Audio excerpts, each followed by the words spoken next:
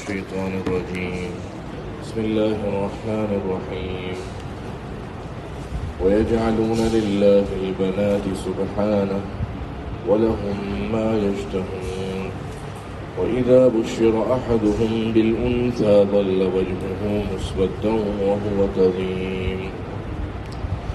آخری آیت میں کل اس مواد پر بات چل رہی تھی کہ اللہ کی قسم تم جو اللہ پر باتیں گھڑتے ہو اس کے بارے میں تم سے ضرور بضرور سوال کیا جائے گا.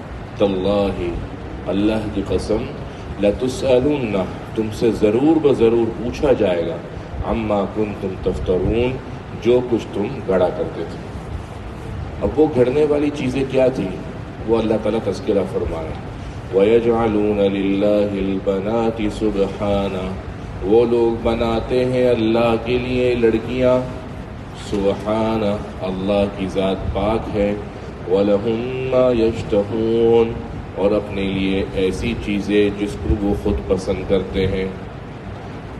اس کا پس منظر یہ ہے، قرآن مجید میں اس مضمون کو بار بار بتایا جاتا ہے. اس کا اپنا پس منظر یہ ہے کہ سورۃ الصافات اور دوسری صورتوں کے اندر اس کا بھرپور طریقے سے ذکر ہے. اس کے مقابلے میں دلائل کے جوابات ہیں کہ یہ سمجھتے ہیں کہ جو فرشتے ہیں یہ اللہ کی بیٹیاں ہیں، کیونکہ اللہ کو اولاد سے پاک تو مانتے نہیں مشرکین، تو یہ سمجھتے ہیں کہ فرشتے اللہ کی کیا ہے، بیٹیاں ہیں. تو ایک جواب تو اللہ نے ان کو الزامی دیا کہ شرم کرو، اللہ کے لیے بیٹیاں مانتے ہو، اللہ کی ذات تو پاک ہے. اور الزامی جواب کے اندر دوسری بات یہ کہی، وَلَهُمْ مَا يَشْتَهُونَ، اپنے لیے وہ پسند کرتے ہو جو خود کو اچھا لگتا ہے، اور اللہ کے لیے وہ پسند کرتے ہو جس کو اپنے لیے پسند نہیں کرتے. تمہیں عرب کے دستور اور پس منظر کے مطابق آپ کو بھی پتہ ہے، مشہور واقعات ہیں کہ عرب کو بیٹیاں پسند نہیں تھیں. عربوں کے یہاں جب بیٹی پیدا ہوتی تھی تو وہ سمجھتے تھے ہم تو کالک لگ گئی. اب وہ پورے دن اس پچھتاوے کے اندر رہتے تھے کہ یا تو اس کو ہم کسی طریقے سے اس بیٹی کو زمین دوز کر دیں، زمین میں دبا دیں، یا پھر کسی کو بس پتہ نہ لگے کہ ہمارے یہاں بیٹی ہوئی ہے. شرم اور حیا کا ایک عجیب کانسیپٹ تھا. جس طرح ہمارے زمانے میں ثقافت کا اور شرم و حیا کا کے اندر الٹی گنگا بہہ رہی ہے. مرد کا حکم ہے کہ بھائی ٹخنے کھلے رکھو، شلوار اوپر رکھو، تو مرد اوپر رکھ ہی نہیں رہا، نیچے رکھ رہا ہے. عورت کو حکم ہے پاؤں بھی چھپاؤ، تو عورت اپنے ٹخنے بھی کھلے رکھ رہی ہے، اس کے پجامے شلواریں پنڈلی تک چلی گئی، کیونکہ شرم و حیا کا کانسیپٹ تبدیل ہو گیا. ثقافت کو ہم نے ایک الگ چیز بنا دیا، شریعت سے ہٹ گئے. تو ان کے یہاں بھی عجیب شرم و حیا کا کانسیپٹ یہ تھا کہ وہ اگر ان کے گھر بیٹی ہو جاتی تھی، ان کے دماغ میں پتہ نہیں شیطان نے ایسے کیا عناصر بھر دیے تھے کہ وہ بیٹی گھر میں پیدا ہونے کو مایوس سمجھتے تھے. تو اللہ نے کہا تم اپنے لیے، اپنے ذات کے لیے بیٹی کو ناپسند کرتے ہو، تو شرم کرو کہ جس کو اپنے لیے ناپسند کرتے ہو اس کو اللہ کے لیے پسند کرتے ہو. وَيَجْعَلُونَ لِلَّهِ الْبَنَاتِ، وہ پسند کرتے ہیں اللہ کے لیے بیٹیاں. کیسے پسند کرتے ہیں اللہ کے لیے بیٹیاں؟ یعنی فرشتوں کو اللہ کی بیٹی سمجھا کرتے تھے. وہ کیا سمجھتے تھے؟ فرشتے کیا ہے؟ اللہ کی بیٹی. سبحانہ، اس کی ذات تو پاک ہے. وَلَهُمْ مَا يَشْتَهُونَ، اور ان کے لیے وہ جس کو وہ پسند کرتے ہیں، یعنی اپنے لیے اپنی من پسند کی چیز، اور اللہ کے لیے وہ چیز جس کو خود کو ناپسند کرتا ہے. اب آگے اللہ ان کا حال بتا رہے ہیں. وَإِذَا بُشِّرَ أَحَدُهُمْ بِالْأُنثَىٰ، جب ان میں سے کسی کو خوشخبری دی جائے لڑکی کی، ظَلَّ وَجْهُهُ مُسْوَدًّا، ان کا چہرہ سیاہ پڑ جاتا ہے دن بھر. ظَلَّ وَجْهُهُ مُسْوَدًّا، ان کا چہرہ دن بھر سیاہ پڑ جاتا ہے. وَهُوَ كَظِيمٌ، اور وہ گھٹ رہے ہوتے ہیں. اور ان کی اپنی کیفیت کیا ہوتی ہے؟ وہ گھٹ رہے ہوتے ہیں، یعنی اندر اندر اپنے غم کو، اپنے غصے کو دبا رہے ہوتے ہیں.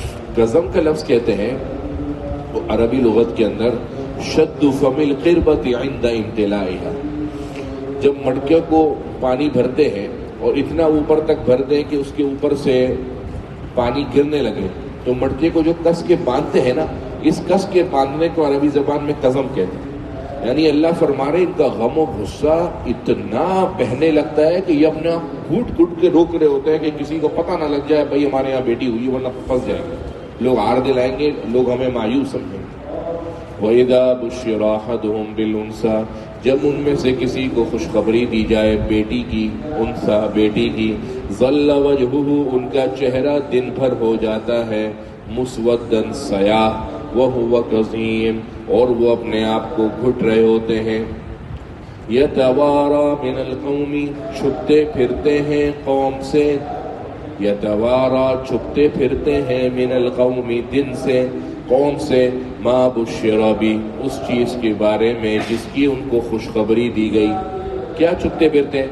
ایمسکو، یتوارا من القوم، قوم سے چھپتے پھرتے ہیں، من سوئی، اس برائی کی وجہ سے، ما بشر بی، جس کی ان کو خوشخبری دی گئی ہے، ایمسکہ علی ہون، کہ اس کو روکے رکھیں ذلت کے ساتھ، اس کو روک کے رکھیں ذلت کے ساتھ، ام یدسہ فی التراب، یا اس کو مٹی کے اندر دبا دیں۔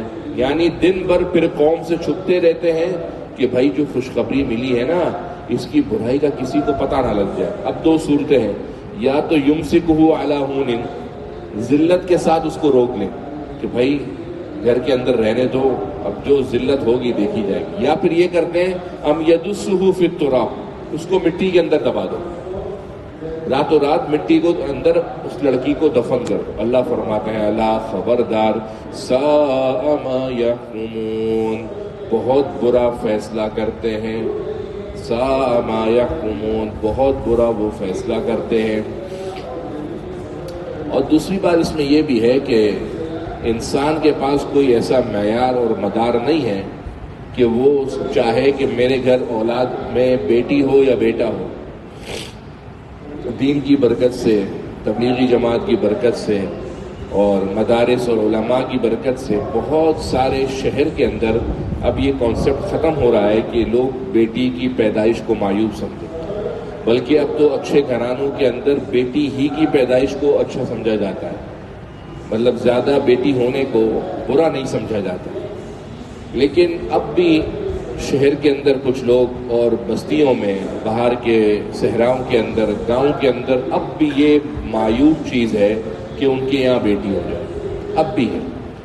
تو وہ بیٹی پیدا ہونے پر کتنے مسائل ہیں، اپنی بیوی کو مارتے ہیں، 4 دفعہ ہو گئی، 5 دفعہ ہو گئی، 6ٹھی دفعہ کے اوپر کہہ دیتے ہیں۔ حال کی بات ہے، خاتون نے بتایا کہ شوہر نے کہا ہے کہ اگر 6ٹھی دفعہ بیٹی ہوئی تو تیرے کو 3 طلاق۔ گویا ذلت اور جہالت اتنی عروج کے اوپر ہے کہ وہ یہ سمجھ رہے ہیں کہ یہ عورت کے ہاتھ کے اندر ہے، حالانکہ یہ سراسر قدرت خداوندی ہے، اس کے اندر کسی قسم کی کوئی ملاوٹ ہے ہی نہیں۔ ملاوٹ کا مطلب کوئی ڈاکٹر کہے کہ یار میں ایسا کر دوں گا کہ بیٹی نہ ہو بیٹا ہو۔ ایک یہودی نے آپ صلی اللہ علیہ وسلم سے پوچھا تھا کہ اچھا بتائیں لڑکی کب ہوتی ہے اور لڑکا کب ہوتا ہے؟ تو آپ صلی اللہ علیہ وسلم نے فرمایا جب مرد کا پانی عورت کے پانی سے بڑھ جائے رحم کے اندر تو لڑکا ہوتا ہے، اور جب عورت کا پانی مرد کے پانی سے بڑھ جائے رحم کے اندر مادہ منویہ تو لڑکی ہوتی۔ اب کسی ڈاکٹر کے پاس، کسی انسان کے پاس اس بات کا معیار اور مدار نہیں ہے کہ کس کا پانی بڑھے گا یا کس کا پانی نہیں بڑھے گا۔ اچھا پانی بڑھنے یا نہ بڑھنے، اس کا تعلق پانی نکلنے یا نہ نکلنے سے نہیں ہے، اس کا تعلق اس مادے کے رحم میں پہنچنے سے۔ عموماً لوگ سمجھتے ہیں کہ بھائی اگر پانی کی غلبے کا یہ اعتبار ہے تو پھر تو ہم کوئی ایسی چیز لے لیں کہ اس کی وجہ سے اس کا پانی کم ہو جائے میرا زیادہ ہو جائے۔ تو بھائی پانی نکلنے یا نہ نکلنے کے اندر یہ تو ڈاکٹر کے ہاتھ میں ہے، وہ آپ کو ایسا انجیکشن یا دوائی دے سکتا ہے کہ کسی کا پانی یعنی مادہ منوی کم ہو جائے، کسی کا زیادہ ہو جائے، لیکن رحم میں پہنچے گا کیا وہ تو رب کے ہاتھ میں ہے۔ رحم میں کتنا پہنچے گا، ایک قطرے کے کہتے ہیں کہ 1000 ٹکڑے کیے جائیں، جسے انڈے کہتے ہیں یا اس قسم کی کوئی لفظ کہتے ہیں، تو اس ایک ناپاک قطرے کے 1000 ٹکڑے کیے جائیں اور اس کا ایک ٹکڑا ماں کے رحم میں پہنچ جائے، وہ انسان کی پیدائش کے لیے اسباب کے درجے میں کافی ہے۔ اب وہ کس کے ہاتھ میں ہے کہ بھئی کیا پہنچے گا اور کس کے غلبے کا اعتبار ہوگا۔ اور حدیث شریف میں تو آپ صلی اللہ علیہ وسلم نے، بلکہ اسلام نے اتنا عورت کو عزت اور مقام دیا کہ حدیث شریف میں کہ اللہ کے نبی نے فرمایا من یمن المرأة ان تلد الانثى، عورت کے لیے بہت بابرکت بات ہے کہ اس کی یہاں پہلی اولاد لڑکی ہو۔ اللہ تعالیٰ قرآن مجید میں جب اپنی بادشاہت کا تذکرہ فرماتے ہیں تو پہلے بیٹی کا ذکر کرتے ہیں۔ امام قرطبی رحمۃ اللہ علیہ نے لکھا ہے کہ بیٹی کا ذکر پہلے کیا ہے، بیٹے کا ذکر بعد میں کیا ہے۔ یہ بیٹی کا ذکر پہلے کرنا افضلیت کی دلیل ہے کہ جس خاندان کے اندر اور جس گھرانے کے اندر پہلی لڑکی ہو وہ خاندان اور گھرانے بابرکت ہوا کرتے ہیں۔ اور بیٹی کی پیدائش کے اوپر دعا دی جاتی ہے، اور خاص کر اس دعا کو اگر کوئی اونچ نیچ کر دے تو ہمارے خاص کر میمنوں کے اندر تو بڑا مسئلہ ہو جاتا ہے۔ ہمارے جو بڑے ہیں دادیاں نانیاں تو ناراض ہو جاتی ہیں کہ بھائی الٹی دعا نہیں دینا۔ وہ دعا یہ کہ بیٹی ہو تو نصیب کی دعا دو، بیٹی ہو تو یہ دعا نہیں دینا بھائی کہ رحمت ہے، بیٹی ہے تو آپ یہ دعا دیں کہ بس آپ دعا دیں اللہ اس کے نصیب اچھے کر دے، اور بیٹا ہو تو یہ دعا دے کہ اللہ اس کو آنکھوں کی ٹھنڈک بنا دے۔ اب آپ کے خاندان میں کہیں بیٹی ہو تو آپ وہاں پر یہ دعا دے کر دیکھیں کہ اللہ اس کو آنکھوں کی ٹھنڈک بنا دے، تو سامنے جو بڑے ہوں گے نا وہ کہیں گے نہیں اس کو نصیب اچھی کی دعا دے۔ گویا نصیب کا تعلق بیٹی کے ساتھ جوڑ دیا ہے، تو کیا لڑکا بغیر نصیب کے ہوتا ہے؟ جب بڑے ہو کر شکایت کرتے ہیں کہ یہ لڑکا ہمیں تنگ کر رہا ہے، یہ اولاد ہمیں بہت تنگ کرتی ہے، ہمارا جینا حرام کر دیا ہے، اس کی بیوی نے ہم کو تنگ کر کے رکھا ہوا ہے، تو بھائی بچپن میں اس کو بھی تو دعا دینی تھی نا کہ اللہ اس کے نصیب اچھے کرے۔ یہ کہاں کا کانسیپٹ ہے؟ یہ ہم نے اپنے دماغ کے اندر ایک بنایا ایک عنصر بنا دیا ہے بس کہ بیٹی ہو تو نصیب اچھے ہو۔ بھائی بیٹی ہو تو جس طرح بیٹی کے اللہ نصیب اچھے کرے تو بیٹے کے بھی تو کرے۔ اگر بیٹے کا نصیب اچھا بیٹی کے نصیب اچھے ہونے کی دعا کا مطلب یہ ہوتا ہے کہ اللہ آگے جا کر اس کو اچھا خاوند دے۔ تو اگر بیٹے کا نصیب اچھا نہیں ہوا اور کوئی سڑیل قسم کی بہو آپ کو مل گئی، وہ تو آپ کا جینا حرام کرے گی، پھر کیا کریں گے آپ؟ لہذا اس جو ایک ہم نے خود سے خول بنا دیا نا، ایک دائرہ کار بنا دیا ہے کہ بیٹی کے لیے نصیب کی دعا اور بیٹے کے لیے آنکھوں کی ٹھنڈک کی، یہ دعا کوئی لازمی نہیں ہے۔ آپ الٹی دعا کریں، آپ دونوں کے لیے دعا کریں، بیٹی کے لیے بھی دعا کریں اللہ آنکھوں کی ٹھنڈک بھی بنائے، نصیب اچھے کرے، اور بیٹے کے لیے بھی دعا کریں کہ اے اللہ اس کا نصیب اچھا کر دے، کیونکہ اس کے نصیب اچھا ہونے کا مطلب میرا نصیب اچھا ہونا ہے، اس کی آنکھوں کا ٹھنڈک بننے کا مطلب میری آنکھوں کی ٹھنڈک بننا۔ نہیں بیٹی کو آنکھوں کی ٹھنڈک، بیٹی تو پرائی ہے گھر چلی جاتی ہے، تو بھائی بیٹی اگر گھر سے باہر چلی بھی جاتی ہے، دوسرے خاندان کی عزت بن جاتی ہے، دوسرے خاندان میں بیاہ ہو کر چلی بھی جاتی ہے، تو عزت تو آپ کی رہتی ہے کہ نہیں رہتی؟ لیکن وہ چونکہ ایک ہندوانہ کانسیپٹ ہمارا یہ جو خاندانی سسٹم ہے، یہ ایک طریقے سے ہمارا یہ ہندوانہ مزاج ہے۔ معذرت کے ساتھ آپ محسوس نہیں فرمائیے گا اس بات کو، لیکن یہ حقیقت ہے۔ یہ جو ہمارا جوائنٹ فیملی سسٹم کا خاندانی نظام ہے نا، یہ دراصل ہندوانی نظام کی بنیاد ہے۔ آپ دیکھیں قرآن حدیث کے اندر صحابہ کا مزاج دیکھیں، آپ کو کوئی ملے گا، ایسا نہیں کہتا کہ نہیں ملے گا، لیکن عموماً صحابہ کی زندگیاں، انبیاء کی زندگیاں ساتھ ساتھ رہنے والی نہیں ہوتی تھی۔ صحابہ کے زمانے میں آپ صحابہ کی کردار اور کہانیاں اور داستانیں پڑھیں تو آپ کو پتہ لگے گا کہ وہاں پر جوائنٹ فیملی سسٹم کا تصور ہی نہیں تھا۔ ماں باپ اور بیوی اور اولاد سب ایک ساتھ رہیں، یہ تصور ہی نہیں تھا۔ یہ تصور ان ظالموں نے بنا دیا، ہندوؤں نے، اور ہندوؤں نے ایسا ظالمانہ تصور بنا دیا کہ فی زمانے نہ اگر ہم کسی کو کہہ دیں کہ بھائی وہ اولاد کا جو بھی مسائل گھرانوں کے اندر وجود پذیر ہوتے ہیں، کسی کو ہم مشورہ دے دیں کہ بھائی اگر اللہ نے آپ کو سہولت دی ہے تو آپ الگ ہو جاؤ، اگر مسائل ہو رہے ہیں تو اس کے والد صاحب لڑنے آ جاتے ہیں، نہیں آپ نے ہمارے بیٹے کو ایسا مشورہ کیوں دیا الگ ہونے کا؟ بھائی دو باتیں ہیں، اگر اس کو الگ نہیں کرنا تو آپ اس کو خوش رکھو، آپ اس کو خوش بھی نہیں رہنے دیتے، اس کو خوش بھی نہیں رکھتے، اس کو الگ ہونے بھی نہیں دیتے، تو پھر تو کوئی حل نہیں ہے۔ پھر تو یہی حل ہے کہ دوسرے کی بیوی، دوسرے کی بیٹی گھر کے اندر آ رہی ہے اور آپ اس کو ماسی بنا کر، اس کو جیسے طریقے سے نظام بنا کر اس کو چلا۔ غلط نہیں ہے، میری بات کو آپ سمجھیے گا میں کیا کہنا چاہ رہا ہوں، یہ غلط نہیں ہے، لیکن ہے ہندوانی نظام۔ یہ ہندوؤں کے خاندانوں کے اندر جو نظام چل رہا تھا، جیسے جہیز کا ہے، اسی طریقے سے یہی نظام میرے اور آپ کے گھرانوں کے اندر ہے، جوائنٹ فیملی سسٹم کا تصور۔ صحابہ کی زندگیاں دیکھ لیجئے، کوئی جوائنٹ فیملی نہیں تھا، کوئی خاندانی نظام نہیں تھا، تو غیبتوں سے بھی دوری تھی، بہتان تراشیوں سے بھی دوری تھی۔ اچھا یہ ساس بہو کا جو لوگ میری اس بات کو کہتے ہیں کہ نہیں آپ زیادہ بڑھ کر بات کرتے ہیں، تو یہ ساس بہو کی بات پیدا کب ہوئی؟ آج سے 150 سال پہلے آپ اپنی کتابیں کھول کر دیکھ لیجئے، اپنے اکابرین کی کتابیں کھول کر دیکھ لیجئے، ساس بہو کی بات کا کوئی تصور ہی نہیں ہے، ساس بہو کے کوئی رشتے کا کوئی تصور ہی نہیں ہے، یہ تو ہم نے بنا دیا ساس بہو۔ سسر اور داماد بڑا اچھا رشتہ ہے، حضرت عثمان حضور کے داماد ہیں، 2 دفعہ داماد ہیں، حضرت عمر حضرت ابو بکر حضور کے سسر ہیں، لیکن جو ہمارے خاندانوں میں ایک داماد کو ایک بعض اوقات یا تو اچھوت بنا دیا جاتا ہے یا سر پہ چڑھا دیا جاتا ہے، یہ دونوں وجوہات بھی خاندانی نظام یہ ہندوانہ ہے، ورنہ داماد کا تو نام سحر ختم ہے، بہو اس کا کوئی نام عربی زبان میں ہے ہی نہیں۔ چاچی ہے نا، چاچی کو عربی زبان میں کیا کہتے ہیں کوئی بتا سکتا ہے؟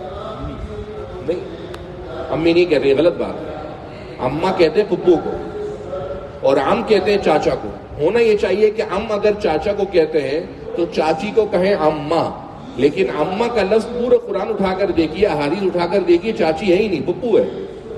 اس سے کہ کوئی رشتے کا کانسیپٹ ہی نہیں ہے، چاچا کی بیوی سے کسی کا کیا لینا دینا ہے، وہ تو نام ہے نا میں آپ کی، لیکن ہندوانی خاندانی نظام کی بنیاد کے اوپر وہ چاچی بنا دیا گیا ہے، پھپھا، یہ ہندوانہ نظام ہے۔ پھپھا کا کوئی تصور شریعت میں ہے ہی نہیں، پھپھا کے لیے عربی زبان میں کوئی لفظ ایجاد ہی نہیں ہوا۔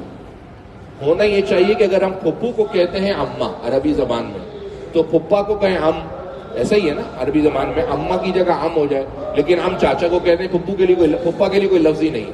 معلوم ہوا کہ شریعت نے ان کو رشتہ بنایا نہیں ہے جس کو آپ رشتہ بنا رہے ہیں، ان رشتوں کی شریعت میں کوئی حیثیت نہیں۔ ہاں آپ صلہ رحمی کریں، آپ ان کے ساتھ اچھے اخلاق رکھیں، ان کا اچھا برتاؤ کریں، یہ ساری اچھی باتیں، لیکن ان چیزوں کا شرعاً کوئی کانسیپٹ نہیں۔ تو اگر کسی گھرانوں کے اندر بیٹا ہے، کوئی بندہ سہولت سے کنارہ کشی اختیار کرنا چاہے تو دل کھول کر اجازت دینی چاہیے، لیکن معاشرے کا ٹرینڈ ایسا بنا دیا گیا ہے کہ اس کو اچھوت سمجھا جاتا ہے کہ بھئی یہ اچھی بات نہیں ہے، یہ خاندانی نظام سے الگ ہو جائے۔ اب یہ خاندانی نظام کی جو بات چل رہی تھی وہ آئی بیٹی سے، تو بیٹی کے معاملے کے اندر نزاکت سمجھی جاتی ہے، اور یہ بیٹی جو اتنی رحمتیں اور اللہ کی اتنی نعمتیں لے کر دنیا میں آتی ہے، یہی عرب اس کے ساتھ سلوک کیا کرتے تھے، زندہ درگور کر دیا کرتے تھے۔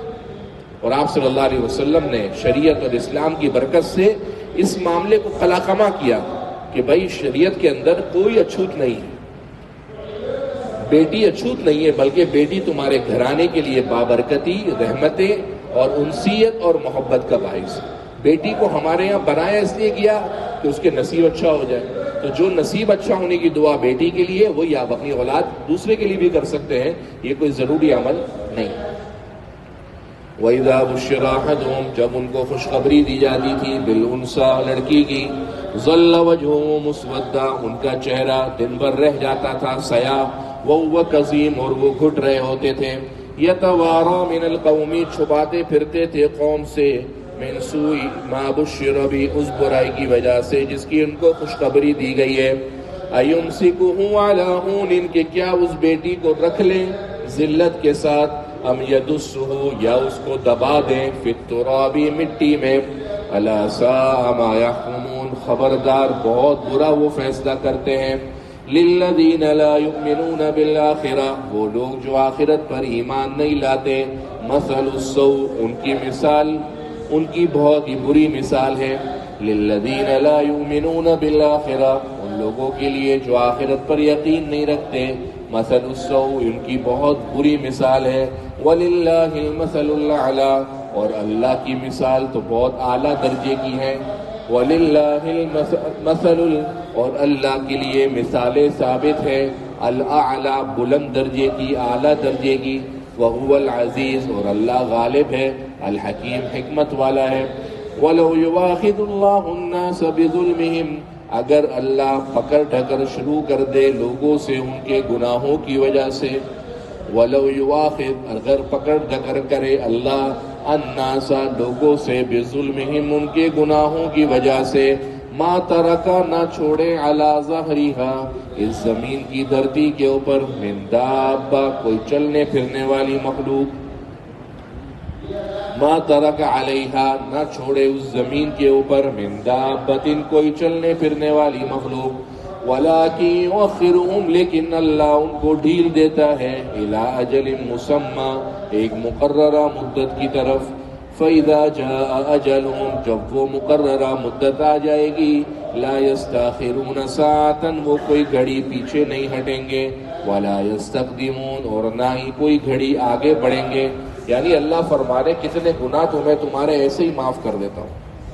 کیونکہ اگر اللہ ہر گناہ کی وجہ سے لوگوں کی پکڑ ڈکڑ شروع کر دے تو اللہ فرما رہے کہ میں اس زمین کی دھرتی کے اوپر کسی بھی چلنے پھرنے والی مخلوق کو زندہ نہ چھوڑوں.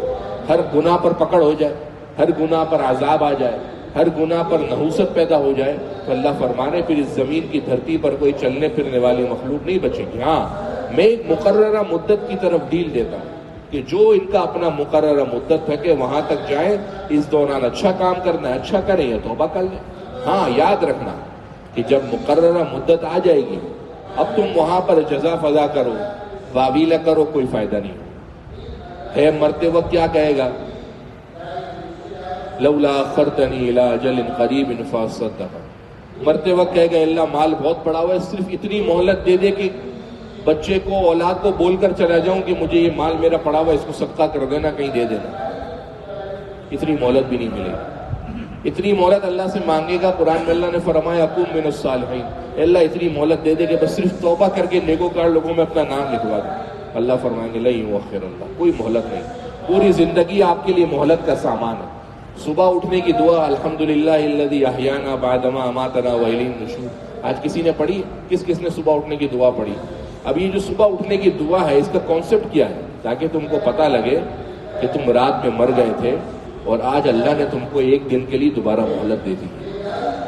ایک دن کی مہلت ہے، جتنی نیکیاں کمانی ہے کما لو. اگر وقت مقررہ اس دوران آ گیا نا، نہ ایک گھڑی آگے ہوگی نہ ایک گھڑی پیچھے ہوگی. جبھی صبح اللہ یہ ترغیب دیتا ہے کہ اٹھ کر اس بات کو یاد کرو کہ تمام تعریفیں اس اللہ کے لیے جس نے ہمیں مرنے کے بعد زندہ کیا. اور یاد رکھنا وَإِلَيْهِ النُّشُورُ، ایک دن ایسا بھی آئے گا کہ مرو گے تو پھر قیامت کے دن اٹھو گے، پھر دوبارہ صبح اٹھ نہ سکو گے.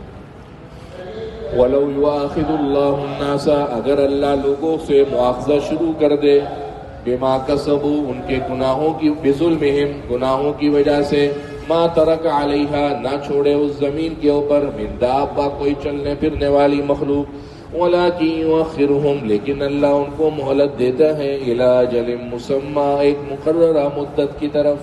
فَإِذَا جَاءَ أَجَلُهُمْ جب وہ مقررہ مدت آ جائے گی، فَلَا يَسْتَأْخِرُونَ سَاعَةً پھر ایک گھڑی پیچھے نہیں ہٹے گا، وَلَا يَسْتَقْدِمُونَ اور نہ ہی آگے بڑھیں گے. اب دوبارہ اسی مضمون کی طرف اعادہ ہو رہا ہے. وَيَجْعَلُونَ لِلَّهِ مَا يَكْرَهُونَ اور اللہ کے لیے بناتے ہیں ایسی چیزیں جس کو وہ خود اپنے لیے ناپسند کرتے ہیں. جو پہلے مضمون کی بات چل رہی تھی عورتوں والی، اسی مضمون کی طرف اعادہ ہے، رجوع ہو رہا ہے. وَيَجْعَلُونَ لِلَّهِ بناتے ہیں اللہ کے لیے مَا يَكْرَهُونَ ایسی چیزیں جس کو وہ خود اپنے لیے ناپسند کرتے ہیں. وَتَصِفُ أَلْسِنَتُهُمُ الْكَذِبَ اور ان کی زبانیں جھوٹ کہتی ہیں کہ أَنَّ لَهُمُ الْحُسْنَى کہ قیامت کے دن ان کو بھلائیاں ملیں گی. گناہ بھی کرتے تھے اور کہتے تھے قیامت کے دن ہمارے ساتھ اللہ بڑا اچھا معاملہ کرے گا. دن بھر گناہ کرنے کے بعد اللہ کی غفور الرحیم ہونے کو یاد کرتے تھے اور کہتے تھے نہیں اللہ قیامت کے دن بڑا اچھا معاملہ کرے گا. اللہ فرما رہے وَتَصِفُ أَلْسِنَتُهُمْ ان کی زبانیں بیان کرتی ہیں الکذب جھوٹ کہ أَنَّ لَهُمُ الْحُسْنَى کہ ان کے لیے بھلائیاں ہیں قیامت کے دن. لا جرم ظاہر سی بات ہے، لا جرم لازمی سی بات ہے، ان لہم النار کہ ان کے لیے آگ ہے قیامت کے دن، وانہم مفرطون اور وہ لوگ دوزخ میں آگے کر دیے جائیں گے، اور وہ لوگ دوزخ میں آگے کر دیے جائیں گے. تاللہ اللہ کی قسم لقد ارسلنا تحقیق نبی ہم نے آپ کو بھیجا الی امم من قبلک تاللہ اللہ کی قسم لقد ارسلنا تحقیق ہم نے بھیجا الی امم من قبلک آپ سے پہلے امتوں کی طرف بھی رسول. فزینا تو مزین کر دیا لہم الشیطان ان کے لیے شیطان نے اعمالہم ان کے برے اعمال کو. فہو ولیہم اليوم تو شیطان ان کا آج دوست ہے. ولہم عذاب علیم اور ان کے لیے سخت عذاب ہے. تاللہ اللہ کی قسم لقد ارسلنا الی امم من قبلک تحقیق ہم نے بھیجے آپ سے پہلے بھی امتوں کی طرف رسول فزین لهم الشیطان اعمالهم تو شیطان نے ان کے لیے ان کے برے اعمال اچھے کر کے پیش کر دیے.